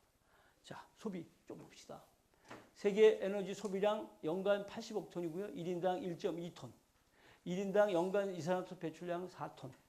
여러분이 4톤을 내는 건 아니지만 총 내는 거를 평균이고 나누면 4톤쯤 돼요. 자동차 하나가 연간 2톤쯤 내버려요. 2톤쯤. 여러분도 한 1.2톤쯤 내보내고 있어요. 여러분이 아닙니다. 그러도 소용없지. 여러분이 1년에 뿜어내고 써서 버리는 것이 우리가 이산화탄소를 한 1.2톤. 나라마다 조금씩 다른데. 그리고요. 또 하나 세계 인구의 25%가 에너지 소비의 75%를 소비하고 있다. 무슨 얘기예요? 선진국이 몽땅 다 쓰고 있다. 그런 얘기지. 몽땅 다 쓰고 있다. 여러분, 세계 최대의 CO2 배출 국가? 미국. 내가 유학할 때, 그때만 해도 이제 내가 80년대 유학을 했는데, 이 지구온난화 문제가 본격적으로 등장하기 전이에요. 근데 그때 미국은 알았어. 그래서 여담 같은 얘기인데, 우리나라 그 에너지 공단 어딘가에서 그 CO2 관련된 촬영을 하러 오면서 내가 사실 국비로 유학을 갔거든. 그래서 대사관에 얘기해서 국부 유학생 중에 통역 사람을 좀 찾는다 그러는데 이제 나한테 연락이 왔어요. 근데 나는 하루 대학원생이지만 하루 이틀 빼놓고 이게 통역해지면 이제 용돈을 받잖아. 자원을 했지. 지금도 기억나는 게 나는 그때만 해도 일식이 없었으니까 회의를 하고 통역을 하는데 이제 우리 학교 뒤에 내가 아까 지금 버클리에서 공부를 했는데 버클리 뒤에 LBL 로렌스 버클리 레버러토리가 있는데 거기에 이 CO2 담당하는 이제 그 오피스가 있었어요. 그래서 거기 가서 회의를 하는데 얘기를 쭉 하는데 뭐 그 미국 연구자가 뭐 계속 딴 나라 얘기하더라고. 그러면서 얘기했는데 이상해서 내가 통역하다 말고 물었어요. 그래서 그럼 세상에서 CO2 가장 배출한 나라가 어디입니까? 하고 물었어. 그랬더니 그러더라고. 얼굴이 허해져. 백인이 허해져. 여러분 흑인이 파래지는 거 모르지. 예. 흑인이 추우면 파래지는 거 여러분 친구였으면 알겠나 유학하면서 야 흑인이 파래지니까 파랗게 질리니까 저게 파랗게 질리고 싶은데 딱 답이 미국이더라고. 유나이티드 스테이트. 그래서 내가 머리를 왜 갑자기 녹화를 중단했는지 이해가 되더라고. 그지? 세계 최대 CO2 배출 국가가 미국이에요. 응? of course. 그지? 잘 사는 나라 볼 수밖에 없어. 그지? 선진국이 제일 많이 써요. 우리나라도 이제 선진국 대리 되면서 남 못지않게 많이 쓰고 있는 거지. 사실 중국이나 이런 나라들이 뭐라 그래요? CO2 배출 막 뭐라 그러면 웃기네. 이제까지 지네가 잘 먹고 잘 살면서 다 배출했다가 우리가 이제 조금 잘 먹고 잘 살면서 쓰니까 왜 못 쓰게 하는 거야? 이렇게 되는 거야. 그래서 교토 협정이고 뭐 이런 것이 다 파행을 거듭하는 게 많이 쓰는 나라는 그럼 많이 해. 그러니까 그 나라들은 이러고 적게 이제 막 개발도상국은 야 이제까지 니네가 다 했잖아. 이거 한다고 왜 그래? 이렇게 안 되는 거예요. 그지? 그래서 사실 이 협정이 아주 험난한 협정입니다. 결국 우리는 우리의 길을 우리가 찾아갈 수밖에 없지 않느냐 이런. 자, 그래서 사실 가정용 소비는 많지 않다 그런 얘기죠. 요건 지금 우리나라 거 요거 너무 오래돼서 뒤에 따로 있어요. 그다음에 이제 에너지.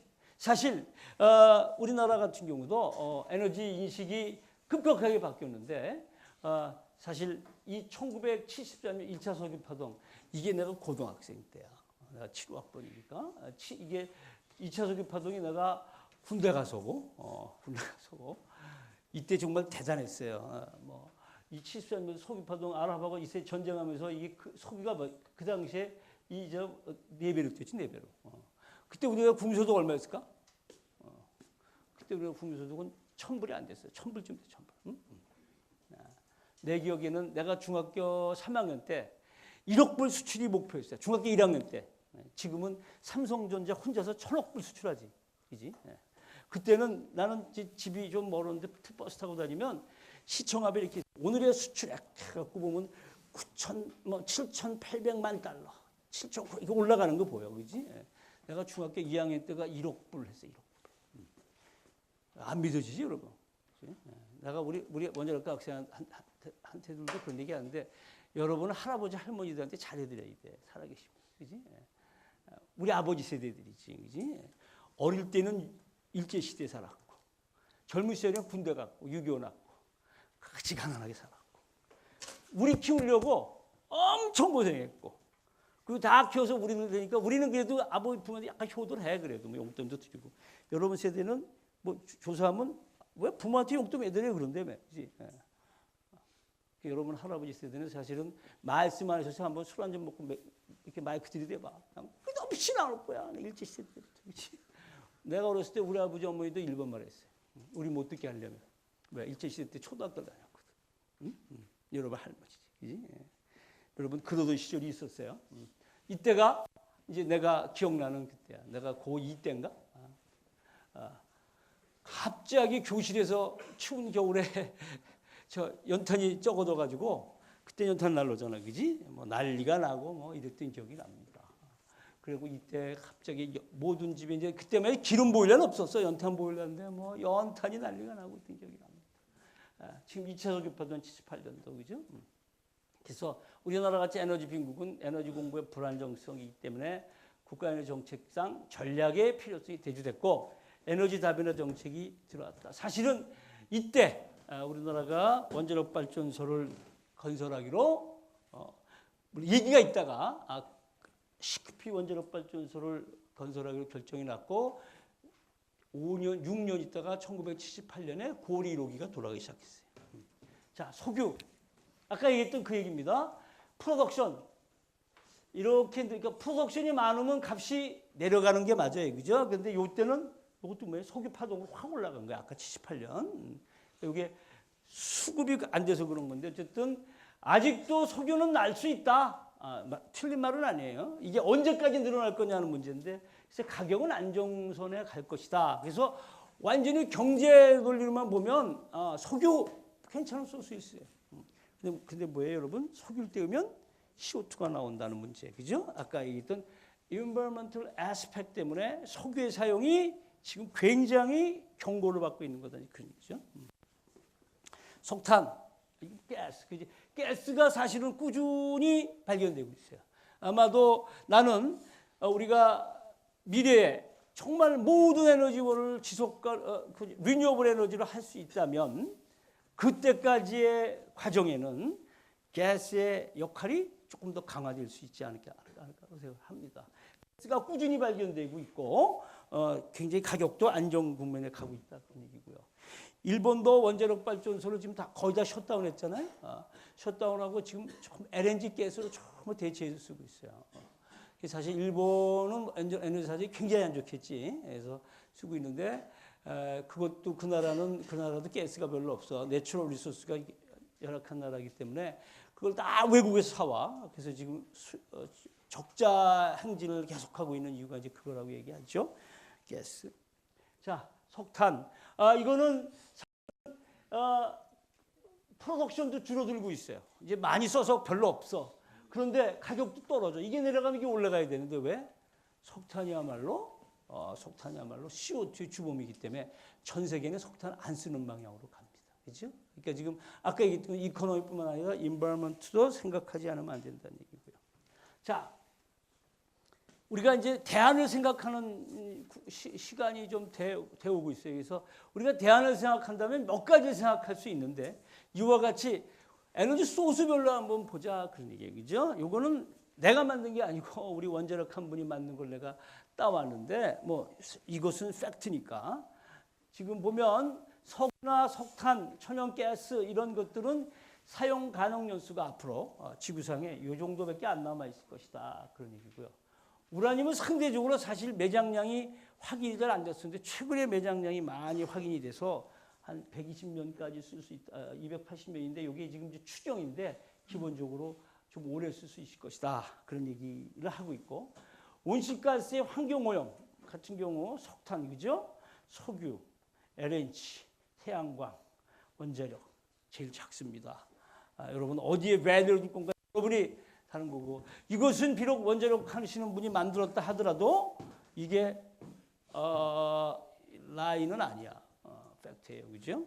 자, 그래서 우선 우리가 지속 가능한 성장을 위한 에너지원을 따져볼 때 프라이스 그리고 고갈 정도를 따져보지 않으면 안 될 것이다. 이거 한번 점검해 본 거예요, 그죠? 그 다음에 두 번째가 그 프라이스와 함께 발전원별 단가를 보면 이게 킬로와트 아워당이에요. 태양광은 567원입니다. 석유 184원, 수력 172원, 수력도 비싼 에너지원이에요. LNG, 풍력, 석탄, 원자력. 가장 싸지요, 싸기는. 여러분 재미있는 것은 LNG 복합보다 풍력이 더 싸요. 그래서 신재생에너지 중에서 가장 가까운 장래에 우리에게 좀 더 본격적으로 쓸 수 있는 것이 풍력입니다. 그래서 풍력에 대한 연구는 또 우리가 투자는 좀 더 할 필요가 있어요. 다만 문제가 우리나라는 바람이 많은 곳이 없어. 그게 문제인지 좀 이따 좀 얘기합시다. 자, 그래서 프라이스와 가격 단가고 그다음에 이건 사실은 국가별 정기요금 비교인데 이건 하나 여러분 보여주고 싶은 게 우리나라가 무지하게 쌉니다. 미국 115원, 영국 184원, 일본 200원, 우리 83원이에요. 그죠? 사실 수요 관리 측면에서 너무 싸서 막 쓴다 이런 얘기가 나오는데 이것도 틀린 말은 차원이 아닙니다. 미국에 가서 나도 뭐 유학할 때도 그랬지만 이제 연구년 가서 지내보면 정기요금이 장난이 아니야. 장난이 아니야. 그지? 휘발유 우리나라는 미국 휘발유가 싼데 우리나라 비싸잖아요, 그죠? 우리나라에서는 휘발유 값이 장난이 아닌데 미국 가면 전기료가 장난이 아니야. 자, 또 하나 우리가 얘기하지 않으면 안 될 것이 사실 가장 근거리에서 등장하는 에너지원으로 풍력과 태양광 원자력을 얘기를 하고 있는데 아까 본 것처럼 태양광은 지금 보세요. 이것이 실현된다면 하늘의 신의 축복입니다. 분명한 것은 신의 축복이에요, 그죠? 정말 이것처럼 큰일난 게 없지, 그지? 그런데 발전 단가가 몇 배가 아직도 20배 가까이 비싸요.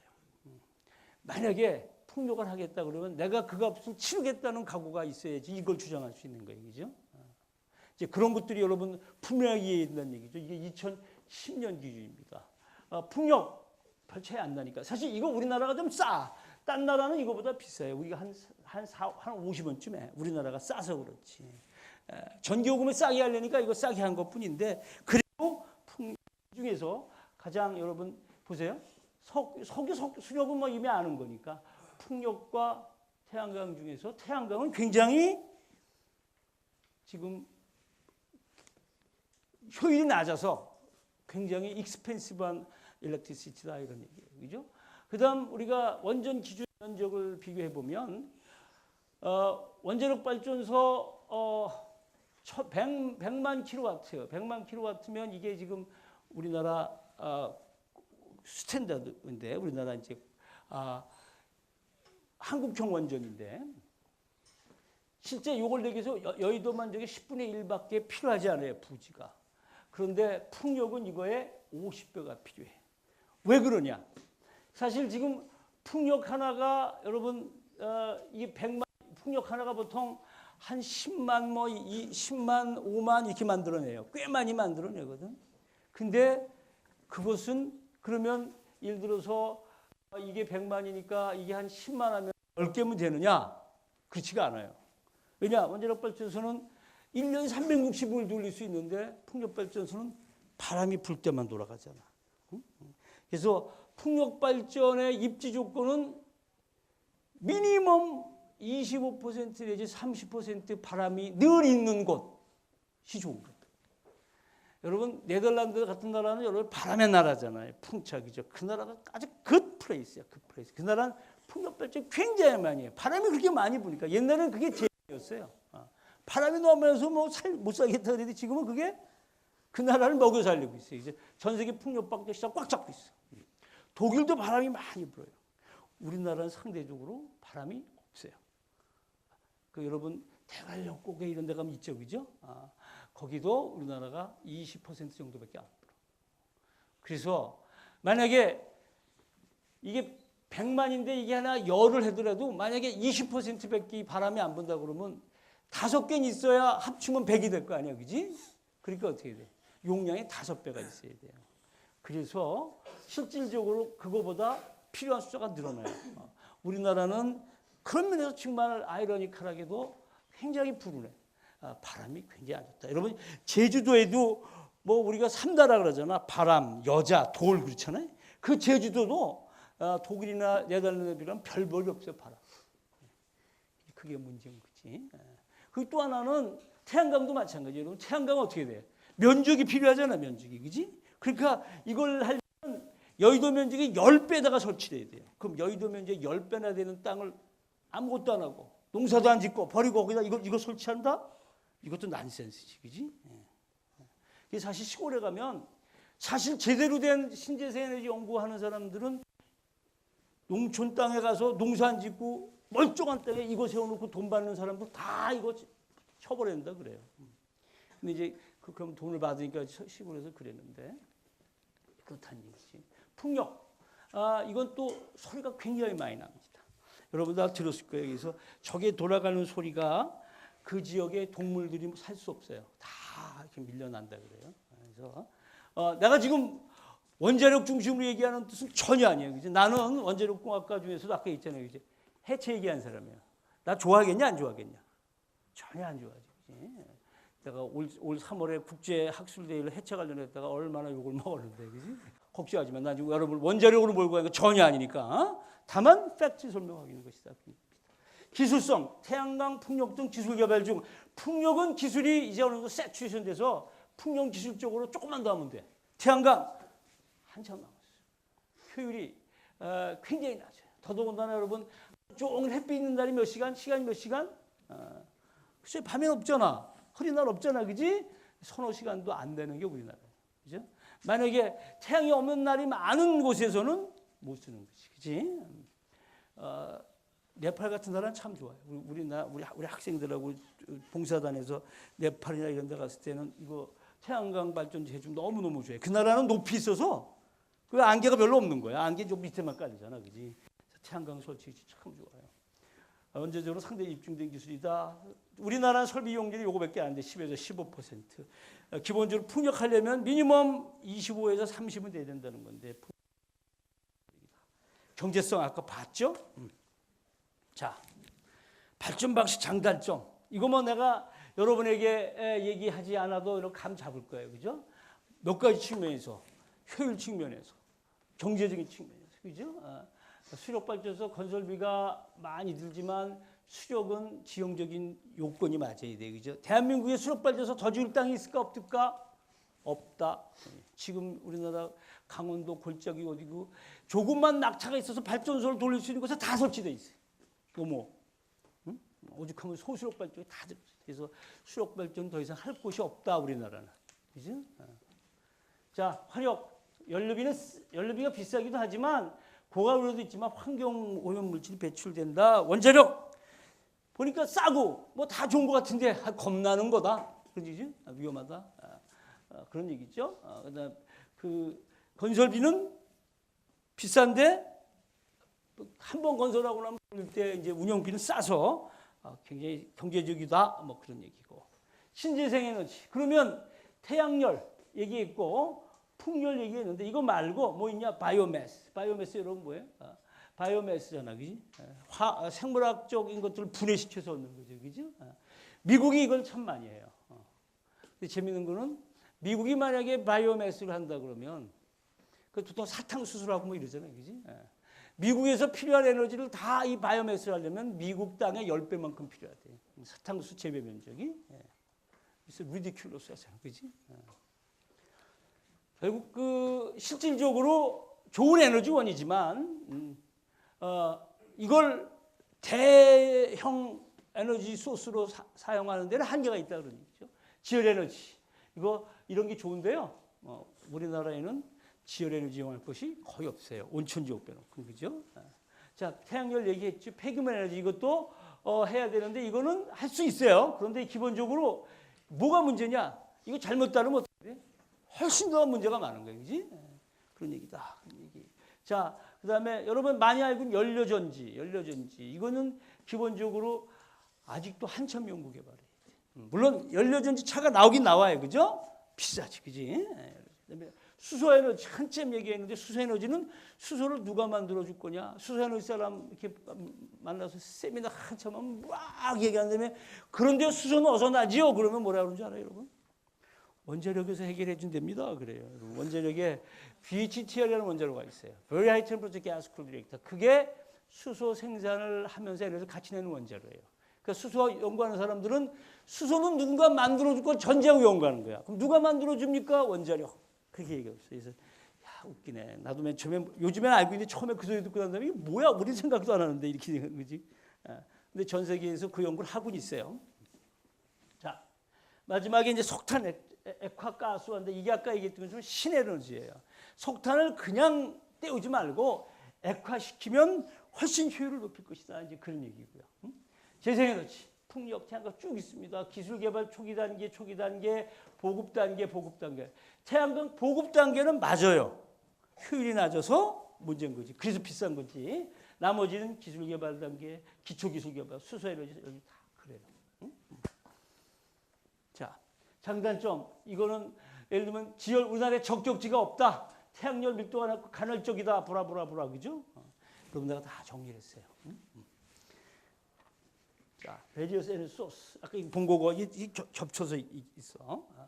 그다음에 이제 각 나라별로 emerging new energy option입니다. OECD 전체 그다음에 한국 폐기물, 지열, 뭐 풍력, 태양광 합치면 어떻게 돼요? 우리나라 너무 조그매. 나는 원자력 한 사람이지만 더 해라. 더 해라. 이게 뭐냐? 그죠? 더 해라. 이 거기만 가면 이 길게 안 봐. 예를 들면 뭐 업자들이 누가 와서 이게 싸다 그러면 그냥 경제 논리로만 가는 거예요. 그죠? 귀인 안목으로 못 봐. 그래서 그런지 우리 신재생 에너지의 그 포션이 너무 작아요. 여러분이 이제 정부나 이런 데 가서 일하게 되면 신재생 에너지를 좀 팍 늘릴 필요가 있어요. 자, 내가 조금 서둘렀는데, 그죠? 내가 다음 일정도 있고 서둘리긴 했는데 이제 결론에 도달했어요. 뭐냐? 사실 에너지원에 대해서 조금 더 설명할 수는 있지만 여러분한테 현황 요 정도만 얘기를 한 거예요. 그죠? 여러분 바이오매스 뭔지 대충 알아. 그다음에 수소에너지 대충 뭔지 알아. 그죠? 대충 뭔지 알기 때문에 사실 그 에너지원 하나하나의 작동 원리를 설명해야 되는데 그거 하려면 어나더 2hours가 필요해. 그지? 그래서 그게 할 수가 없어서 요 정도 했는데 여러분들 대충 뭔지는 알기 때문에 여러분에게 자, 그러면 우리가 왜 이걸 해야 되는지 이해했고 어떻게 해야 될지 보기 위해서 에너지 소스를 들여다봤더니 자, 에너지원에는 몇 가지가 있어? 사실 몇 개 없어요. 기존 아까 수력, 화력, LNG, 그죠? 원자력. 그거 말고 신재생 에너지 브라브라 몇 개 있었는데 기초 기술 개발 단계. 뭐 보급 단계인데 값이 무지하게 비싸 등등. 그지? 그렇다고 난 여러분이 원자력 하자는 게 전혀 아니야. 그지? 어떨까, 여러분? 자, 여러분에게 내가 아까 얘기했던 것처럼 내가 결론 지속가능 성장하는 미래에너지는 우리의 분명 화두라는 걸 던지는데 그럼 여러분이 어떻게 이걸 화두를 찾아가고 고민할 것인가? 맨 먼저 우리가 진단해야 되겠죠. 평가해야 되겠죠. 그죠? 내가 여기까지 같이 한 거야. 왜 이걸 해야 되는지, 상황은 어딘지, 지금 현재는 어디까지 와 있고 값은 얼마인지 여기까지 평가까지 한 거예요. 그죠? 이 평가는 내가 여러분에게 지금까지 한 것이 이거는 어느 소스에서 내더라도 내가 자신 있게 여러분 이렇게 바이어스되지 않은 결과를 여러분 보여줬으니까 여러분이 여기까지 한 거예요. 그 이외에는 여러분이 몫인데 하나 얘기할 것은 아까 얘기했던 것처럼 소주 반 병을 놓고 많이 남았다고 할 수도 있고 이거밖에 안 남냐 할 수 있다는 얘기지. 그지? 우리가 낙관론과 비관론 이 차이에서 여러분에게 결론을 요구하진 않아요. 아직은. 여러분이 나중에 정부의 관료가 돼서 여러분이 정책을 위반할 때가 되면 여러분이 결정해야 돼. 그지? 여러분 시간이 많이 있어요. 여러분이 공부하고 배우고 익히고 관심을 가지면서 낙관론과 비관론 사이에서 어디로 어떻게 가야 될까 여러분 찾아갈 수 있다. 그러니까. 그죠? 하나 여기서 얘기할 것은 팩트의 이해가 판이하게 다르다. 소주 반 병의 논리. 그죠? 이거다. 이게 내가 이렇게 생각해서만이 아니고 내가 처해 있는 위치에 따라 달라요. 한수원에 있는 후배들이나 제자들은 보면 똑같은 말을 내고 있어. 근데 어떤 때는 막 뭐라 그래. 교수님 저는 그게 아닌데 네가 그게 아니기 막 뭐가 똑같은 놈이 됐는데. 그죠? 우리 졸업생 중에서 또 이 환경운동가 하는 놈도 있어요. 또 그런 놈은 또 이렇게, 그지? 똑같이 원자력을 전공하고도, 그지? 그럴 수 있다. 즉, 팩트 이해가 판이하게 다르고 심지어 제시한 데이터조차 크게 차이가 납니다. 이 부분은 많이 이제 해소가 됐어요. 여러분이 이제 이 팩트를 여러분이 찾아내고 평가할 수 있는 능력이 가져야 되고 동일한 데이터도 입장에 따라서 다르게 평가하고 횡행하고 있다는 얘기입니다. 자, 여러분한테 내가 이 강의 전반에 얘기했던 것처럼, 그죠? 과연 그렇다면 내가 생각하는 지속가능한 성장 미래 에너지는 뭘까? 그죠? 여러분이 한번 찾아가 보기를 기대하는데 내가 그렇다고 전혀 얘기를 안 하면 좀 그렇잖아요, 그지? 나는 이런 논자예요. 우리가 높은 산에 있는 물이 흘러갈 때, 그죠? 뭐는 분명해. 쟤는 분명히 흘러서 바다로 가요. 왜? 그게 포텐셜 에너지 차이가 있잖아요, 그지? 분명히 높은 산에 있는 물은 흘러서 바다로 간다라는 거 누구나 다 알아.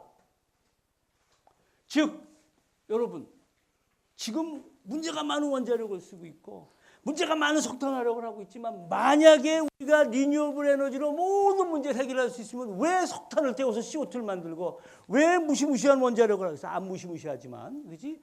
위험한 원자력을 왜 하겠어, 그죠? 그냥 그걸 하면 되는 거야.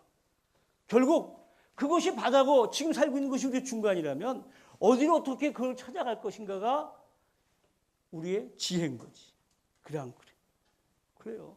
그러니까 어떤 사람은 마치 자기가 정답을 아는 것처럼 신재생 에너지만 해야 됩니다. 원자력발전소 당장 때려쳐야 됩니다라고 그러면 너 내일부터 어떻게 할래? 답이 없잖아. 그지? 많은 아주 일부 정말 무책임한 환경론자들은 마치 자기가 정답을 아는 것처럼 바다로 가야 된다, 바다로 간다만 주장을 하고 있다는 얘기예요. 그 사람은 자기가 맞는 것 같지만 그거밖에 모르는 거예요. 여러분은 그게 아니야, 그죠? 잘 봐요, 여러분. 그 높은 산에 있는 물이 바다를 향해 갈 때 스트레이트로 가지 않아요. 구불구불 찾아가죠, 그죠? 어딜 찾아가요? 그 엘리베이션에서, 그 상황에서 가장 낮은 포텐셜을 따라 흘러서 도달하는 거예요, 그죠? 직선으로 가야 된다고 주장해서 당장 원자력 발전소를 때려쳐야 된다고 하는 논자들에겐 대안이 없는 거예요. 자, 지금 상황은 우리가 가야 되지만 큰 돌이 있습니다. 비켜가야 되겠습니다. 이것이 지금 만약에 우리의 상황이라면 우리는 그 상황에 맞게 가장 옵티멀하고 가장 낮은 지역을 찾아갈 수 있는 지혜가 필요하다는 거지. 나는 그래서 앞에서 얘기했던 것처럼 이런 논자이기 때문에 우리의 궁극적인 목표는 비록 내가 원자력을 하지만 우리의 목표는 신재생 에너지로 대한민국의 모든 에너지를 할 수 있으면 그것처럼 좋은 게 없다. 원자력 공학과 문 닫아 좋다. 단 거기까지 찾아가는데 원자력의 역할이 있다. 그렇잖아. 원자력이 얼마만큼 할 거냐? 40% 해야 되냐? 28% 해야 되냐? 잘 그건 아규먼트지만 충분히 원자력은 그렇게 찾아갈 때까지 우리를 버텨줄 수 있는 것이고 그 버텨주고 있는 가운데에 우리가 새로운 에너지를 찾아서 우리에게 맞는 것을 해나가는 것이 제대로 된 지속 가능한 성장의 에너지를 찾아가는 한 방법이다. 그러니까 어떻게 돼요? 한 에너지 소스로 가자. 원자력으로 가자. 신기해서 가자. 이것이 아니고 그 상황, 그 논리에서 가장 맞는 옵티마이즈 된 것. 그지?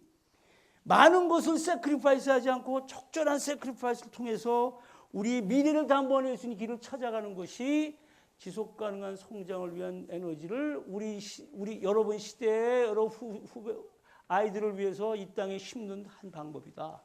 그런 얘기를 합니다. 그 중에 여러분이 그 과정 중에 전공 속에서 나는 저 가 너무 재밌어서 연구 개발해서 그걸 당길 수 있는 역할을 하는 사람도 있을 것이고 어떤 사람은 정책가로서 거기에 힘을 실어주는 정책을 할 수도 있고, 그지? 여러분에게 옵션이 주어지는 거예요. 자, 나는 그래서 나에게 얘기를 하라고 한다면 높은 산에 있는 물이 바다로 구불구불 그 환경에서 최적의 조건을 찾아가듯이 우리 시대에 우리에게 요구하는 가장 옵티멈하고 가장 스테이블한 조건을 찾아서 컴바인된 모습으로 미래를 찾아가는 것이 바로 지속 가능한 성장을 위한 에너지를 우리 후손들에게 물려줄 수 있는 방법이다. 그러기 위해서 우리가 좀 더 슬기롭게 제대로 배우고 공부하고 따지고 자기 주장을 자기 개인적인 목표나 이익에 위해서 주장하지 않고 험불하게, 그지? 페어하게 얘기할 수 있고 그걸 필 수 있는 여러분이 되주길 기대합니다. 자, 이것으로 오늘 강의는 일단 마치겠습니다. 이상.